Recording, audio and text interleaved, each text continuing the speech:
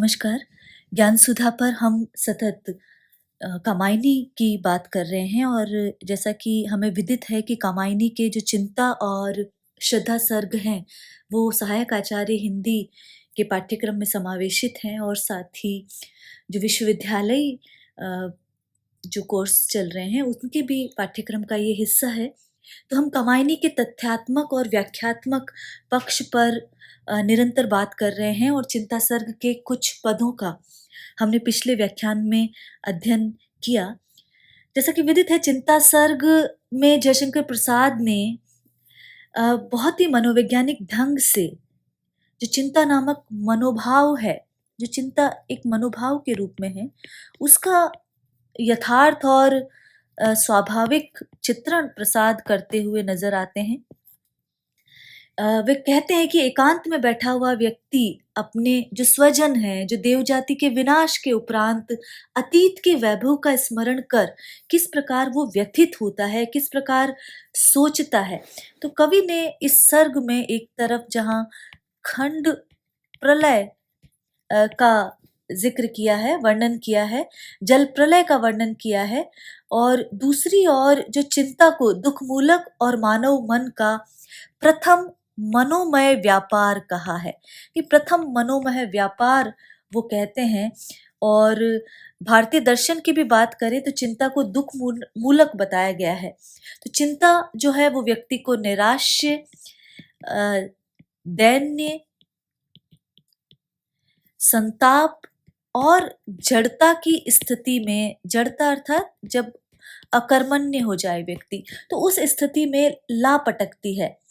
तो कामायनी की कथा का प्रारंभ भी यही चिंता सर्ग से होता है, जहाँ पर जल प्लावन की विध्वंसकारी घटना है और मनु की चिंता का कारण जो देव जाति का विनाश है वो बना है।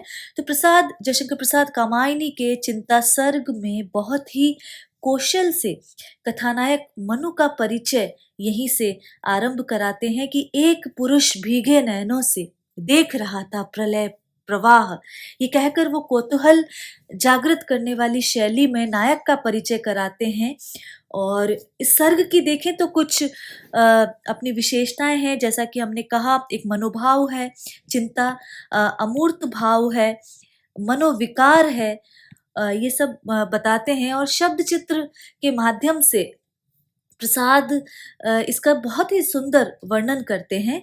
मनु की कथा का स्वरूप बोध यदि देखें तो देवदारू के वृक्षों से कराया गया है।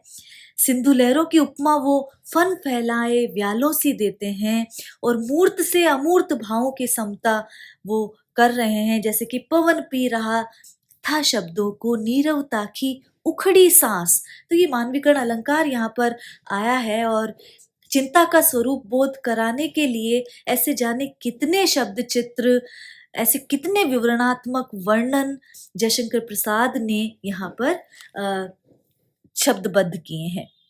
हम कुछ पदों का अध्ययन कर चुके थे। आगे हम देख रहे हैं कि उसी तपस्वी से लंबे थे देवदारू दो चार खड़े, हुए हिम धवल जैसे पत्थर बनकर ठिठुरे रहे अड़े।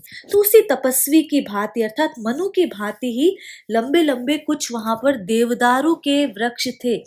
देवदारू जो है हिमालय पर्वत पर पैदा होने वाला सदाबहार वृक्ष है। हम जानते हैं देवदारू हिमालय पर पाए जाते हैं, तो सदाबहार वृक्ष हैं।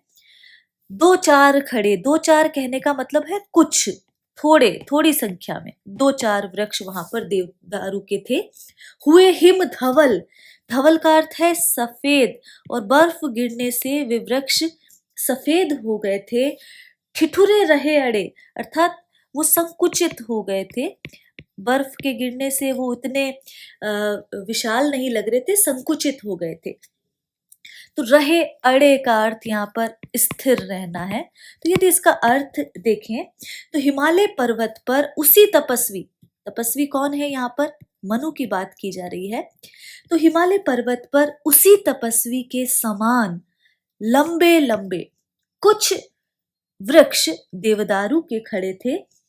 हुए हिम धवल, उन पर बर्फ जम गई थी इसलिए वो सफेद हो गए थे। हिम अर्थात बर्फ के गिरने से वे सफेद हो गए थे और वे वृक्ष पत्थर अर्थात प्रस्तर शिलाओं के समान वृक्ष जो पत्थर की शिलाओं के समान वहां पर नजर आ रहे थे। तो प्रस्तर शिलाओं जैसे पत्थर बनकर ठिठुरे रहे अड़े, और वे वृक्ष शीत से ठिठुर कर पत्थर के समान अड़े हुए थे, अर्थात बर्फ के जमने के कारण वे पत्थर की शिलाओं के समान वो वृक्ष जो है वो दिखाई दे रहे थे। तो यहाँ पर यदि देखा जाए जैसे पत्थर उपमा अलंकार आया है, बनकर ठिठुरे रहे अड़े, यहाँ यदि देखे मानवीकरण अलंकार आया है।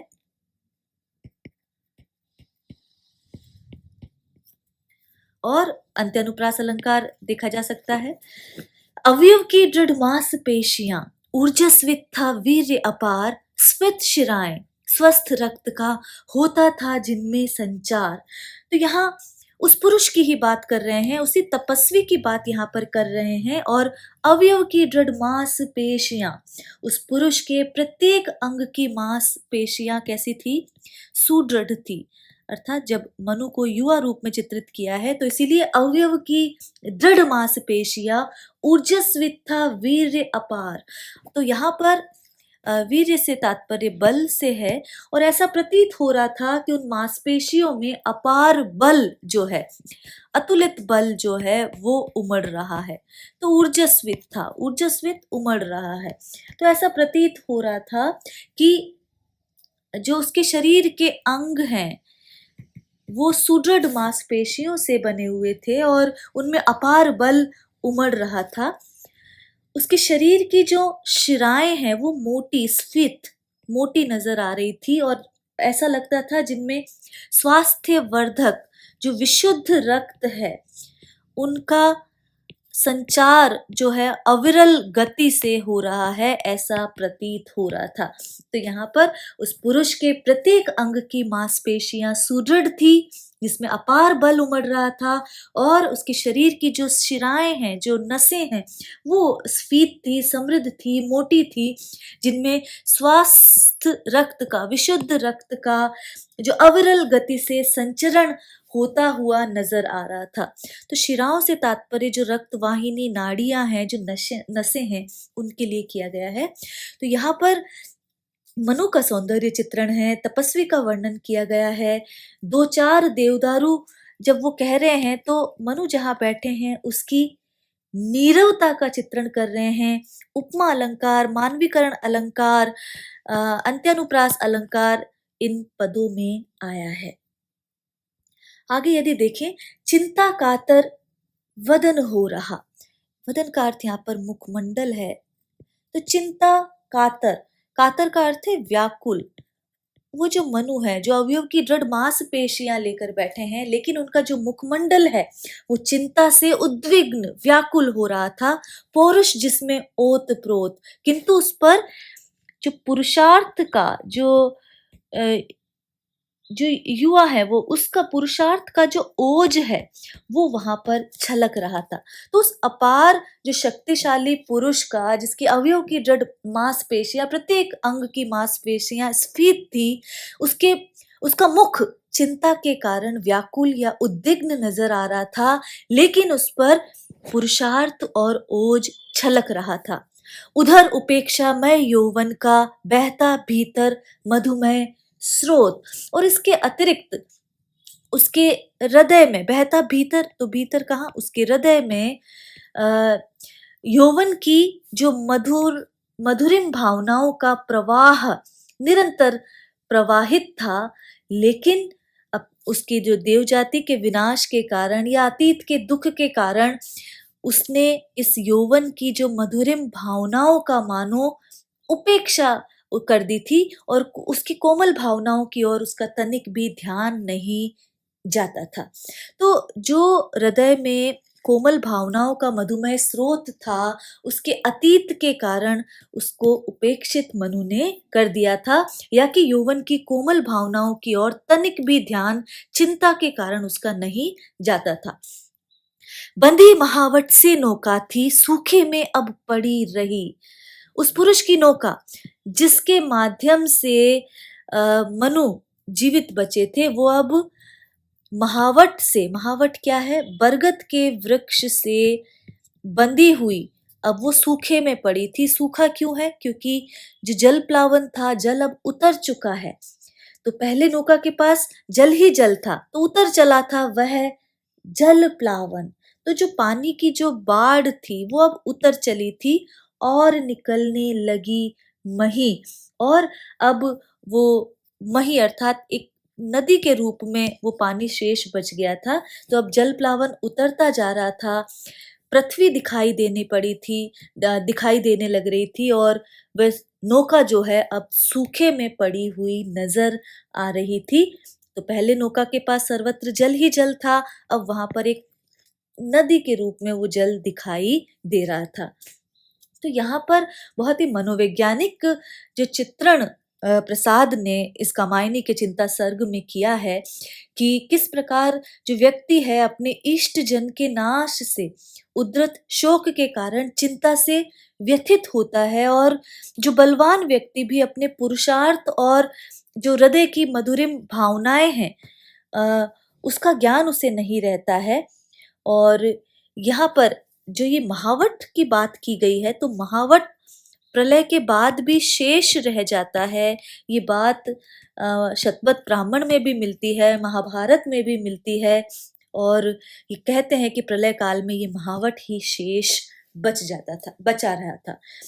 तो यहाँ पर जो मनु का सौंदर्य चित्रण है, चिंता मनोभाव का चित्रण है, साथ ही जो जल प्लावन के बाद की स्थितियां हैं उनका वर्णन भी कामायनी में ने किया है।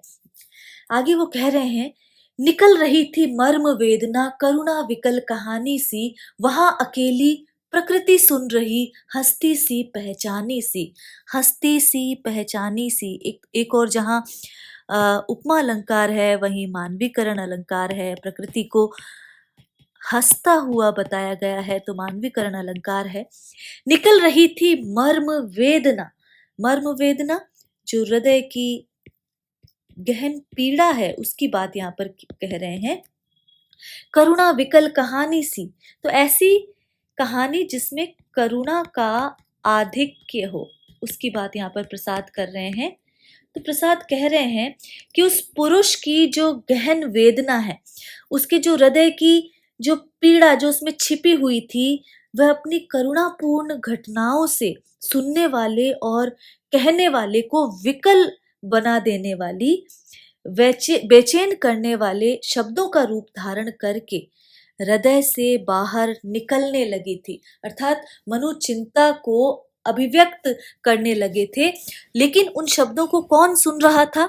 वहां अकेली प्रकृति सुन रही, वहां कोई नहीं था, केवल और केवल प्रकृति थी। तो उस मर्म वेदना को सुनने वाला वहां कोई उपस्थित नहीं था, सभी नष्ट हो चुके थे, इसलिए केवल प्रकृति ही उसका जिससे मनु का प्राचीन परिचय था, वही उस वेदना को अकेली सुन रही थी। और लेकिन यहाँ पर विरोधाभास है, उस वेदना को सुन रही है, उस करुणा को सुन रही है, लेकिन जो प्रकृति है उस वेदना को सुनकर गंभीर नहीं वरन हंसती हुई सी जान पड़ती थी। तो यहाँ विरोधाभास भी आ गया है।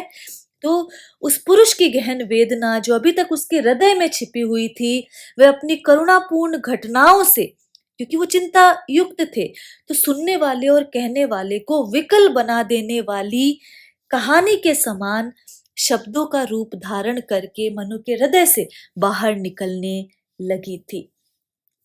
ओ चिंता की पहली रेखा, अरे विश्व वन की व्याली, विश्व रूपी वन की व्याली, रूपक अलंकार है। व्याली का अर्थ है सर्पिणी।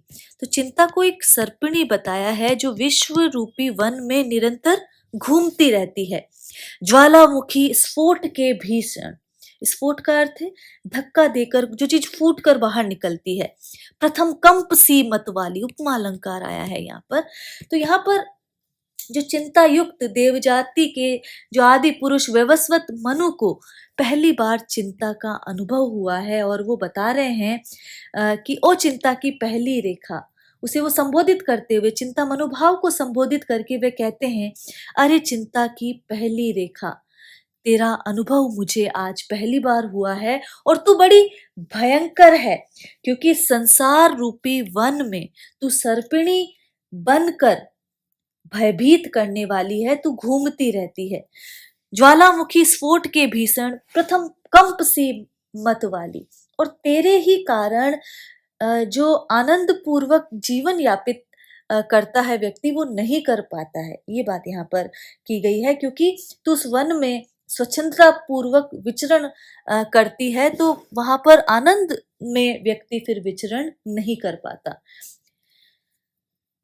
प्रथम कंप सी मतवाली, मतवाली कहा है, तू उन्मत्त है, किसी भी व्यक्ति के हृदय में ऐसी उथल पुथल लेकर आती है जैसा कि ज्वालामुखी के प्रथम विस्फोट के समय पृथ्वी के धरातल पर जो कंपन अनुभूत की जाती है, उसी प्रकार तू किसी भी व्यक्ति के हृदय में एक भयंकर उथल फुथल ला देती है। तो यहाँ पर चिंता मनोभाव का, देव जाति के विनाश का, देवताओं के वैभव और दंभ का प्रकारांतर से यहाँ पर चित्रण किया है। यदि हम अलंकारों की बात करें तो करुणा विकल कहानी सी, यदि यहाँ पर देखें तो कहानी विकल नहीं होती है, वरन करुणापूर्ण जो कहानी को कहने वाला या सुनने वाला विकल होता है। इसीलिए यहाँ पर विशेषण विपर्य अलंकार माना जाएगा, विशेषण विपर्य अलंकार। और प्रकृति को कहानी सुनने में लीन कहकर प्रकृति का भी मानवीकरण वे करते हैं। जब वो कह रहे हैं कि वो चिंता की पहली रेखा, तो यहाँ पर सारा वर्णन बड़ा मनोवैज्ञानिक है। पहली रेखा और प्रथम कंप सी मतवाली कहकर प्रसाद ये बताना चाह रहे हैं कि देव जाति के होने के कारण मनु को पहले कभी चिंता मग्न नहीं होना पड़ा था। और इसी तरह प्रथम कंप सी मतवाली कहकर उपमा अलंकार कहा गया है। उपमा विस्फोट से उत्पन्न प्रथम कंप से दी गई है। अंत्यानुप्रास अलंकार है और प्रकृति को कहानी सुनने में लीन कहकर वहां पर मानवीकरण अलंकार बताया गया है। तो इस प्रकार कवि ने मनु की मर्म वेदना का चित्रण इन पदों में किया है। और कवि ने प्रकृति को हस्ती सी पहचानी सी कहा है। इसका कारण यह है कि प्रकृति ने ही तो देव जाति का विनाश किया था, इसीलिए प्रकृति ये जानती थी, इसीलिए इस मर्म वेदना पर वो हंस रही थी, क्योंकि मनु उसी घटना को दोहरा रहे हैं जो प्रकृति के लिए कोई नवीन बात नहीं है। इसीलिए प्रसाद ने प्रकृति के लिए हस्ती सी जो शब्द है उसका प्रयोग किया है। और कहानी विकल नहीं होती, वरन करुणापूर्ण कहानी को सुनने वाला विकल होता है, इसीलिए यहाँ विशेषण विपर्य अलंकार है। विश्ववन की व्याली में रूपक अलंकार है। और इस प्रकार अनेक अलंकारों का प्रयोग करते हुए, लाक्षणिक पदावली का प्रयोग करते हुए प्रसाद चिंता सर्ग में चिंता मनोभाव का बहुत ही स्वाभाविक और मनोवैज्ञानिक चित्रण प्रस्तुत करते हैं। आगे के पदों में हम चिंता के इसी मनोभाव का जो और किस प्रकार प्रसाद ने शब्द चित्र खींचे हैं उनका अध्ययन करेंगे। आज के लिए इतना ही। नमस्कार।